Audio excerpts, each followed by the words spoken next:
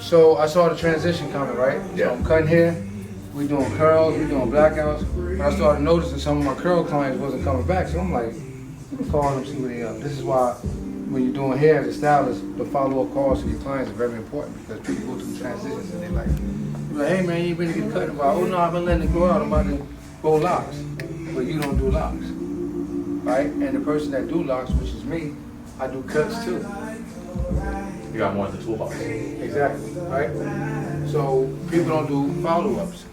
So what happened was I saw my clients coming in because the girl who did the locks didn't do shape-ups. So they would still come from shape-ups. I'm like, yo, what you doing with your hair? They was like, nah, the new lock thing coming out, I want to try the locks.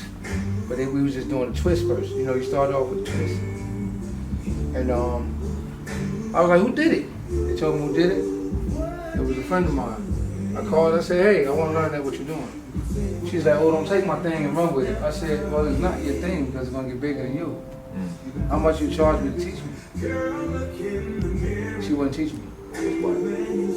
I found another couple that was actually doing it for years. We didn't know about it because it wasn't in our community. They were from New York. And I was like, locks, let me look up locks. Look up people who do locks. Called them, I said, hey, do you guys get classes? They said, yes, we get classes.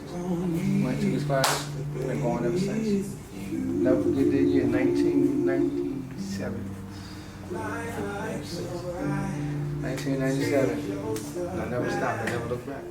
And I said, anything that I do, so my program is called From the Streets to the Chair, right? And I couldn't find nothing to get me out the streets. No crime, no police, no stick up, no gang, like nothing could get me out the streets. But every day I lived in fear and I got tired of that living in fear factor. You know what I'm saying? I didn't want to go to prison. I didn't want to die. I didn't want to go to war. I didn't want to do any of those things, right? And I was like, man.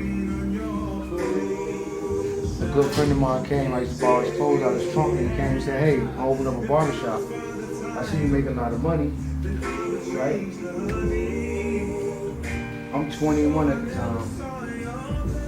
He's like, I see you make a lot of money. He was like, I'm trying to open up a barbershop. You should invest. I was like, nah, I'm good, man. I don't know nothing about no barbershop. He said, listen, you can't do this all your life. Hold it down. I said, no, I'm good. I make a lot of money. I'm good. He was like, yeah, but you know, with this comes jail, death, you know, sticking up. He was like, just give it a shot, man. He was like, it only cost $5,000, man. I got to open up the barbershop. I make you my partner. My first shop was called Flavor Blade Hair. He went, showed me, grabbed me